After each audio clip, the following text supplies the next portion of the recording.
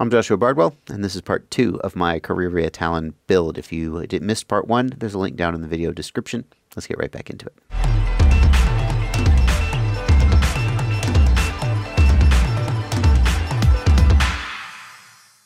Before we get back into the build, I do need to point out that I accidentally weighed the frame the last time with the camera on it.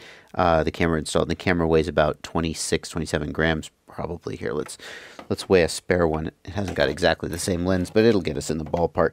So I criticized the weight a little bit. I said that the weight wasn't all that impressive, and it turns out that, well, 14, I'm surprised. That must be because it's a plastic case instead of a metal case. Right, yeah, 13 grams. Okay, so 13 grams. So that puts us in the ballpark of about 95 grams maybe for the frame. I'm sure you can actually look at the freaking product page and just look it up. But it's not as heavy as I thought it was. So thanks for pointing that out to me in the comments. Yeah, the camera weighs something, of course. We're going to get into the build now. And normally I do work from the motors inward. I think this time I am going to try to figure out the flight controller first, though, because this is a little unusual flight controller. I'm not quite familiar with it, and I want to make sure I get it right. And the first thing I'm going to do is I'm going to look for the forward-facing arrow on the flight controller, which, of course, that has to face forward, so that's going to get installed like so. Let's see how this is going to work. These are the tallest standoffs I've got, but they're not going to fit. They're thicker, and they're not going to fit down in a standard standoff spot. These are soft mount standoffs. Those are going to fit in there pretty good. And they look like just about the right height. It's debatable how much good soft mounting does on a board like this where you've got the power connections, the big the 18 gauge or 20 gauge ESC wires, and especially the 14 or 12 gauge power wire can transmit vibrations. I'm personally of the opinion that soft mounting usually helps and seldom hurts, so I just do it on principle, but I'm not sure if there's as much benefit, especially on the boards like this with the built-in PDB. There's definitely sometimes a benefit. I have definitely had copters with boards like this where when I went to soft mounting, it improved things. I store my tools in this magnetic knife rail. It's designed to hold your knives in your kitchen up on the wall. Side note, if you do have good knives or even mediocre knives, don't store them on a magnetic knife rail like that because the metal of the magnets can scrape and dull, or it can damage the blades. If you have nice knives, you really want to take good care of them. They do make knife rails that the magnets are actually underneath or on the backside of a wooden a nice piece of wood, and in that case it's fine. The knives will still stick, but they won't ever touch the metal. But this one is just a cheap one with magnets, and I wouldn't use it for knives, but it's great for holding your tools. And one nice thing about the tools is that they become magnetized, which if you work with computers or hard drives, that would be a bad thing. But for working with screws, it's really great because you can just kind of fish around in here and find the screw you're looking for, and then just lift it right on up out. Well, that's not going to work. That's as far in as it'll go, and that doesn't get it tight enough. I could put washers on there to take up the space, but that's really kind of just more trouble than it's worth. So we'll just go with standard, regular old M3 standoffs. And it's probably you know, now that I think about it, it's a good thing anyway, right? Make the best of it, because you really wouldn't want this moving with these metal pieces here where something might touch, make contact. Yeah, well, let's not do that anyway. As usual, the thing I ultimately end up doing must have been the best one, right? Clearly.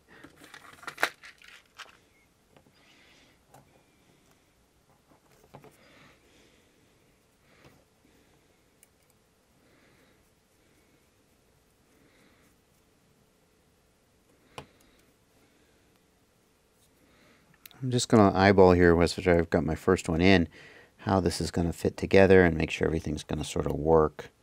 And it looks like we'll be fine. It's standing a little bit tall, but it doesn't seem like that's going to be a problem. No, we'll have plenty of room there. That's going to look real good. This size standoff is the right size.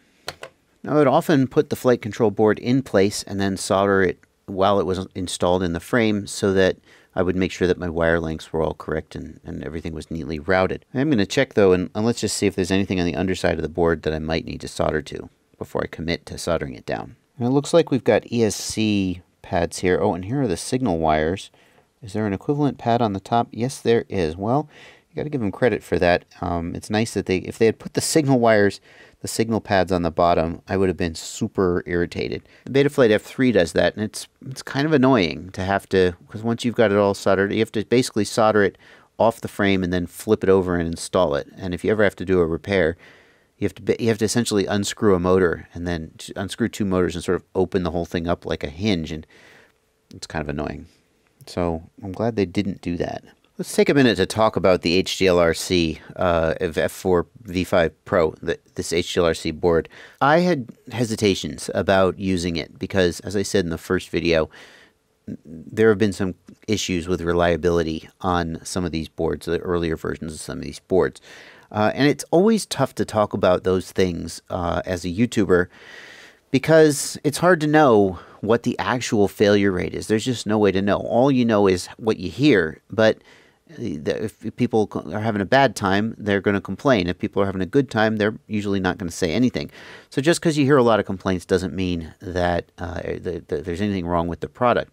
That being said, there are some products that you just never hear anything bad about, and they're probably pretty good. When I released the first one of these videos, I got a lot of comments from people saying, good luck with that. And we'll see how it goes. I'm going to give it a fair shake. But that being said, just because I use it and it doesn't have any problems, I could have just gotten lucky. Or, so there's just no way to know. And I think all you can kind of do is just, put your ear to the wind and see what you hear. And I will say that a lot of people have reached out to me and said that they had problems. One person said you need to epoxy this because this popped off the first time he had a hard crash. Other people say, lifted pads or receiver stopped working. We'll see, and I'll certainly check back in with you guys and let you know how this happened, after a little while of flying it. But all I can do at this point is let you know that there's a lot of people out there saying they had problems with this board, that it failed in some way, and yeah, okay. As long as I'm whining, another thing about this board that I wish was different is that it does have push-button control for the video transmitter. And I'm not 100% sure that it doesn't also support smart audio or the equivalent, but my hunch is that it doesn't. We'll see once I get it built. If the only way to change channels on this is with a push-button and there's an integrated video transmitter, then that's just a freaking crime, okay? Don't do that, whoever out there is making the next flight controller. If you have an integrated video transmitter, it must be configurable, controllable via Betaflight OSD or Lua script or all of that nice stuff. I don't care how you do it, but you need to do it. And that doesn't mean you can't include a button. Hey, some people out there would prefer a button, you weirdos, right? Some people like to just press the button, but you should always have remote control available to the user. In this day and age, there's no excuse for having only a push button as the option if you have an integrated video transmitter. It looks like the only thing that I really want to solder on here before I put the board on, I could probably even do that from here, but the only thing I want to solder on here is the XT60. And the way that it's expected that you'll do it is to direct solder the XT60. I think that's how a lot of people do it. So you would just take the XT60 and you would insert it here, and well, that's a shame. It's going to be in the way. That's not going to let that, that's not going to work. We could do it that way, but that wouldn't be ideal. So I guess maybe you probably are expected to do it this way, but with a bottom mount battery, I definitely want it facing downwards. That's how I want to do it. And I would never direct solder the XT60 because I've seen too many situations where the battery goes flying in a crash and it either tears the XT60 off the board, it just rips or tears the board, or it actually just breaks the XT60 connector itself. The FlyPro X Jaguar was one where that happened. When I reviewed the FlyPro X Jaguar, I said, oh, I really like the way they have reinforced this XT60. They had all kinds of extra reinforcement on it so that it wouldn't damage the circuit board. Good for them. And then one of the crashes where the battery went flying, the XT60 connector itself broke off. It just cracked and tore, and it's like, well, I guess, you strengthen one thing, just the next thing breaks. So I always use a pigtail here. I always use some kind of a little bit of wire just for strain relief, if nothing else. I've got my soldering iron at 800 Fahrenheit. Sorry, metric people, I don't have that number. It's like 425 or something. And what I like to do is just lay the soldering iron down on the table and then bring the wire in and the solder in with my other hands. Makes it easy to do. I am using a 12 gauge wire here. 12 gauge is probably overkill, but what the heck? Let's do a little overkill. And I'm just gonna, it's gonna take a minute for the soldering iron to heat this wire, so I'm just gonna sort of add a little solder to the iron just to give it contact with the wire. Heat won't really transfer and flow if you don't have solder to help bridge the connection.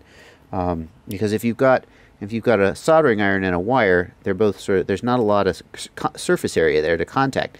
But when you add solder, it flows between them and helps the heat move between them, and that's a good thing. For the very short length of wires that we're using, there probably would not be any penalty, not any appreciable penalty to using 14 gauge wire. And in fact, your battery probably has 14 gauge wire, but I'll use 12 gauge in this case. It's easy. Let's fill this cup. I didn't get hot enough. There we go. When the solder gets hot, when the surface gets hot, the solder will flow to it. If the solder doesn't flow to the surface, it didn't get hot enough.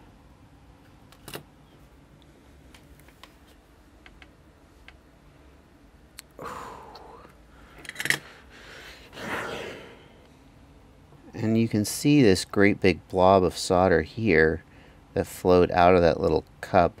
I think I probably had too much on there. I might be able to clean it up, but I might not care. This is where I'll get myself in trouble because I am not a soldering expert. I'm a hack. But what I look for is I look for a smooth liquid flow that shows that the heat got throughout the whole joint and allowed the solder to flow everywhere. So this negative one I like fairly well, especially this part here where the transition to the pin is very smooth. It looks like a nice, like surface tension. Let it all flow and be nice. Whereas if you look right here, this is a bit of a mess here. This is a bit of a bodge. I still feel okay, comfortable with it. I mean, I can see like this part here, it flows okay to the pin. And I think I just had too much solder here and it sort of bubbled out. So I'm probably not going to redo that, but that's not ideal. I'm pretty sure this is not the right size heat shrink. I'm pretty sure I should be using a smaller size. Let's see how small it gets. Ooh, that'll do just fine. Well, that stuff really does shrink up, doesn't it? I like to leave myself a little bit of extra battery lead. Some people would say I leave myself too much and it makes a good-looking copter into a mess. Well, there's some truth to that. I leave myself a little bit of extra battery lead because it means that if I have to repair the battery lead or replace the XT60, then I have a little bit extra. I don't have to go back and solder on the board. The more you solder on one of these boards, the more you heat it up. There's only so many times you can do that before it's destroyed. So if I had to go back and resolder a new lead to the board itself, then I would be worried about damaging the board. And that's another reason not to direct solder the XT60, because desoldering it, you put a lot of heat into the board when you desolder an XT60 that's direct soldered. So with wires, then you can always just snip it off, put a new one on or something like that if you so desire. You don't apply any heat to the board then. People have commented in the past that I often don't use a wire stripper. I prefer to just use a diagonal cutter. In most cases I feel like it's the tool I have to hand. It saves me sitting down and picking up another tool. Not that I'm in too much of a hurry or anything, just that's what I like to do. So just enough solder to start to form a little bridge of heat between the iron and the wire, and then just sort of poke at the wire with the solder until the solder starts to melt from the heat of the wire.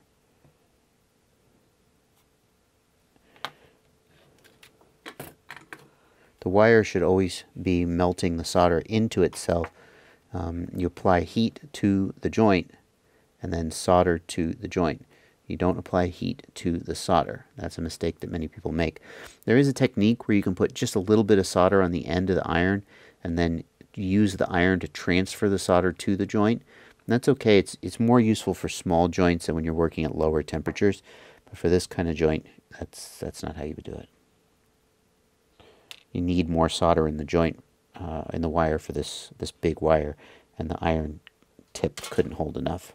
Now I'm going to double check and make sure I haven't screwed this up. There's a plus right here, and the flat side is positive. The angled side is negative. There's a minus right here. Minus is the black wire, plus is the red wire. And there's a plus right here, and a minus right. I don't see a minus. There it is. There's a minus right there. And they've got the little printing of the XT60 again, designating which way it goes in. So you will never regret checking that obsessively. You will regret screwing it up one day and having it be reverse wired, and the first time you plug your battery in, something goes poof. It's an uncommon use for a multimeter. There you go, just to brace something and hold it in place. There we go. Okay. Yep, I'm happy with that. Again, the iron is at 800. It's about 425 Celsius for you metric folks. That's what I find. I know that Randy from SRE Solder said that 550 to 600 was a good place to start, but especially for a bigger joint like this, you can kind of see it's taken a little while to get started. So, and what I try to do on a joint like this is I apply heat to both the wire and the pad sort of at the same time, and I just add solder until it starts to go. Now, you can, let me zoom in there. Now in this case, I've sort of half done the joint, and I'm going to just come in from the other side with the heat and try to get the solder on the other side. It's such a big joint, it feels like it might take 2 passes.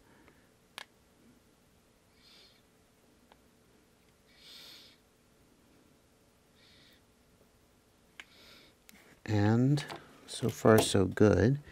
And now you can kind of see there's a little bit over here that I haven't got solder flowed on, and I'm going to come at it from the other side. And I don't think I need to add any more solder at this point, but I'm just going to try and add some heat and let it flow to that side. Yeah, there we go. And I'm pretty happy with that joint. This fillet right here, when they call it a fillet, is where the solder has flowed between the two pieces, the two walls of the joint. It's a nice sort of concave fillet. It's round, smooth. It's flowed all the way around. There's no voids, or it's even. That's what I'm going for. I should have snipped this off. This might be sticking up a little higher than it really needs to be. I could always go back with a diagonal cutter and cut it off. I might do that, I might not. We'll see. So again, I'm going to come in and I'm going to try and touch both the pad and the wire. I'm going to add a little bit of solder and wait for it to get hot and start taking the solder. There we go, half done. See, I'm poking now and it's not taking the solder. It's not hot enough yet. When it gets hot enough, you're sort of poking the solder at the joint like this, right? And you feel pressure pushing you back, okay? And that means it's not melting it. When it gets hot enough, it'll melt in, and that's how you know that the joint is hot enough. Now, if you've got the iron, of course, you can always, if you've got the iron and it's hot, of course, you can just add solder all day long, right? And it'll just ball up. You can't see it because gravity's pulling it down. It'll ball up on the underside of the iron. That's not what you want. What you want is to get yourself to a situation where it starts to accept the solder. I'm looking for something I can solder on. I'm going to do you a really exaggerated example of, I just thought of a way to demonstrate what I was talking about with the soldering. First of all, if you have a dry iron tip, again, you can hold the workpiece, you can hold it up against the iron for quite a long while, and it actually will not get very hot because, as I said, there's not a lot of surface contact between them. But what I want to demonstrate to you here is, so first I'm going to wet the tip just a little with a little bit of solder, and then what I want you to see is I'm going to touch the solder to the wire, nowhere near the soldering iron. And if I wait long enough, it will get hot enough. Ooh, it's getting hot, all right. Ouch. There we go. Starting to melt the solder. See, I'm nowhere near the iron. And now you can see that, there we go. The solder flowed into the wire. It wicked in to the wire from the heat of the wire. And that's what you're looking for when you solder. That's the moment where you know you got it right. When the workpiece itself melts the solder and causes the solder to flow.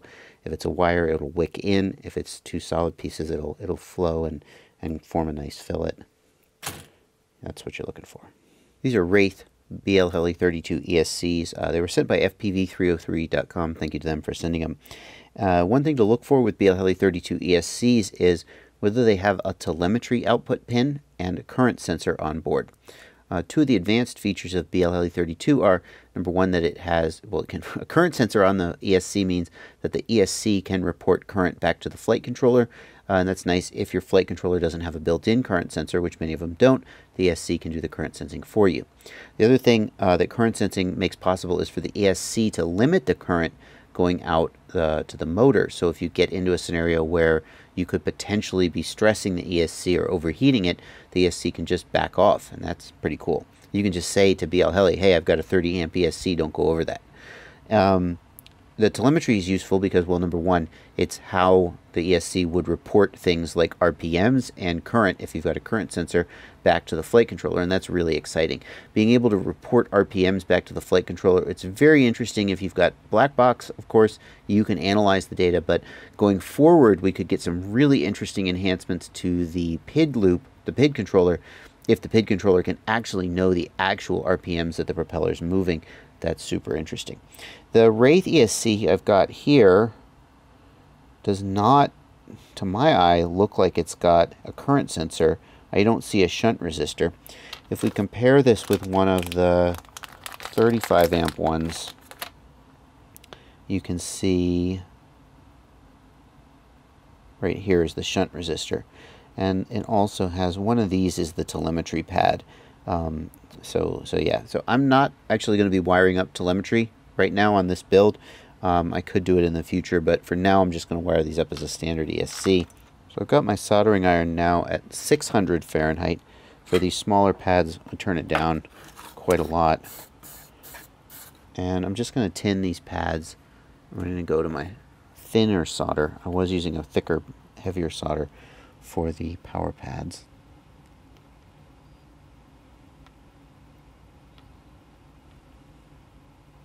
When you're done, you want to just have a nice blob that has flowed to take up all of the edge of the pad. It's nice and even. For a chisel, I use a chisel tip for pretty much everything I do. And for a chisel tip, you're going to want to be using the flat part of the chisel on the pad for this type of pad to get more surface contact. See how this one, you see how it didn't flow to fill the whole pad? Now this kind of doesn't matter because we're going to hit it with heat again when I actually put the wire on it, but that means it didn't heat sufficiently to fully flow. And if I just hit it with a little more heat, there, now see, I didn't add any more solder, I just gave it enough heat to finish flowing. And see, again, didn't flow all the way, did it?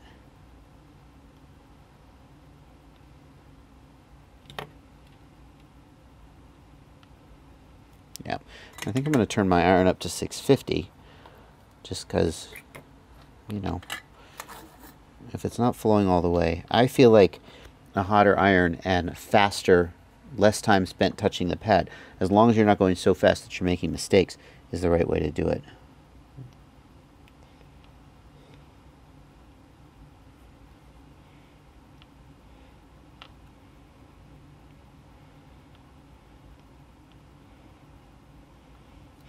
And see, now at 700, with a shorter time actually touching the pad,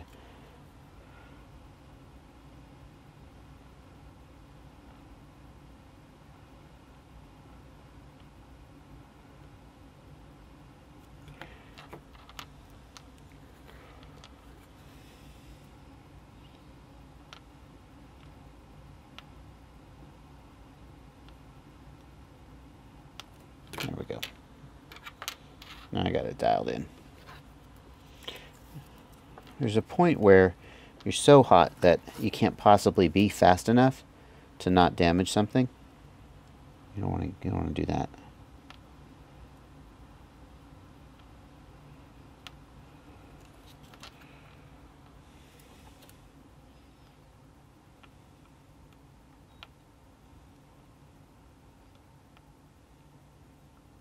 Oof.